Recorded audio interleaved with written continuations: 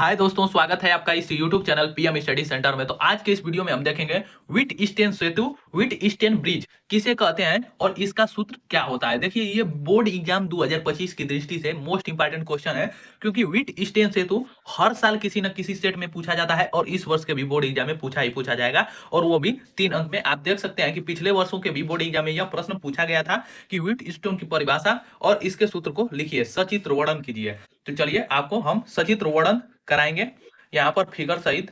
तो देखिए, सबसे पहले आप जैसे जैसे फिगर बनाएंगे उसको आप उसी प्रकार यहाँ पर परिभाषा के रूप में लिख देंगे, अर्थात जिस प्रकार आप चित्र बनाए हैं बस उसका यहाँ पर व्याख्या कर देना है। तो देखिए, व्हिट स्टेन सेतु के द्वारा अज्ञात प्रतिरोधों को ज्ञात किया जा सकता है। व्हिट स्टोन सेतु ने 4 प्रतिरोधों को लेकर एक चतुर्भुज की रचना की, जिसके एक विकर्ण से एक सेल ई तथा एक कुंजी K1 को जोड़ा गया है तथा दूसरे विकर्ण से एक धारामापी G तथा एक कुंजी K2 को जोड़ दिया गया है। देखिए, व्हिट स्टेन सेतु का मतलब क्या होता है। तो व्हिट स्टेन सेतु से हो अज्ञात प्रतिरोधों को ज्ञात किया जा सकता है। जो व्हिट स्टेन सेतु मतलब व्हिट स्टेन सेतु जो वैज्ञानिक थे, उन्होंने 4 प्रतिरोधों को लेकर एक चतुर्भुज की रचना की।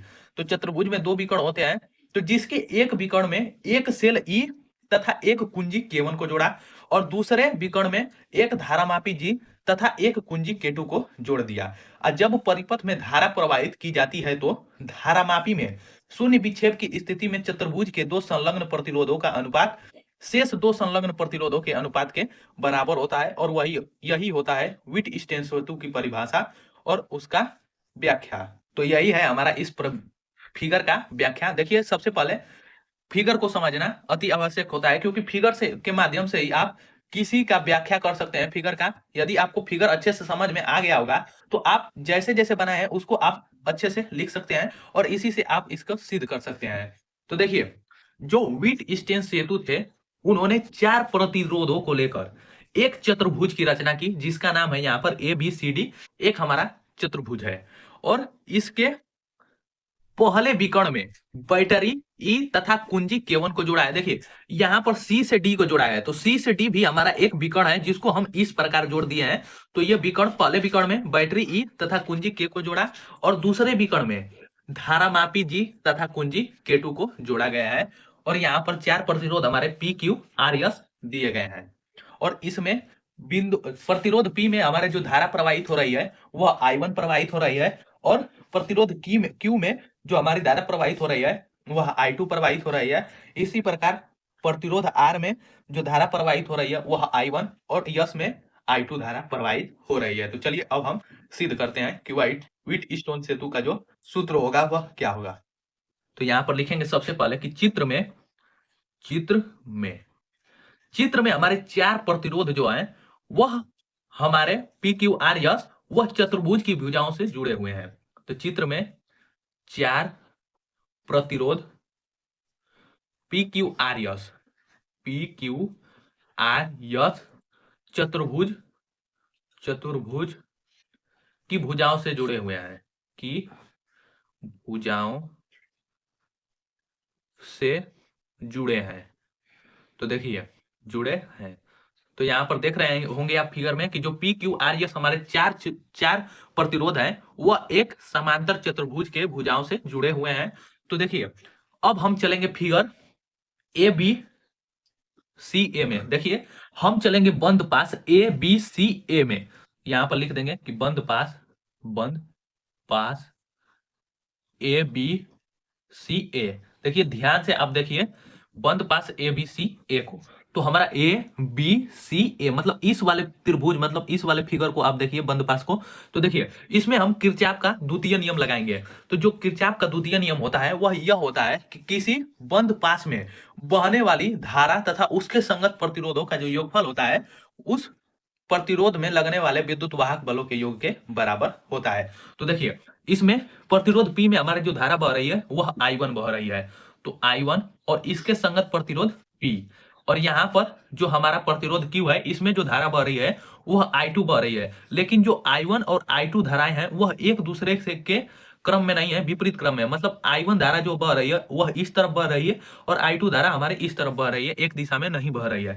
तो ये माइनस में लेंगे, तो ये I2 और इसका संगत प्रतिरोध Q अब बराबर 0। ये है हमारा किरचॉफ के द्वितीय नियम से। तो इस प्रकार हमारा I1P बराबर हम लिख सकते हैं I2Q। अब हम Q को इस तरफ पक्षांतर कर देंगे तो लिख सकते हैं P/Q बराबर I2/I1। इसे हम मान लेंगे कि ये हमारा हो गया समीकरण 1। तो देखिए बंद पास ABC से हम समीकरण 1 प्राप्त कर लिए। अब हम चलेंगे बंद पास ADBA में। तो चलिए यहां पर लिखेंगे कि बंद पास ABDA में, बंद पास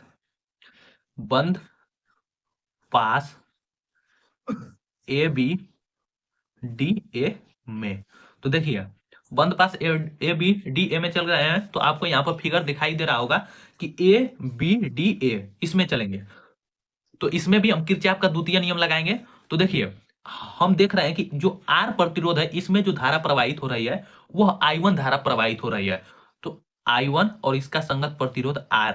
अब माइनस इसलिए लगा रहे हैं कि जो I2 धारा है वह एक दिशा में नहीं है। तो यहाँ पर I2 इसका संगत प्रतिरोध यस, ये भी किसके बराबर होगा? तो 0 के बराबर होगा। ये भी हमारा किरचॉफ के द्वितीय नियम के अनुसार। तो इससे हम I1 R बराबर I2 यस हो जाएगा, पक्षांतर कर देंगे दाएं पक्ष में। तो अब देखिए R/यस बराबर हम लिख सकते हैं I2/I1। अब इसे हम मान लेंगे ये हो गया हमारा समीकरण 2। अब देखिए जो समीकरण 1 है वो हमारा P/Q बराबर I2/I1 है और समीकरण 2 है R/यस बराबर I2/I1।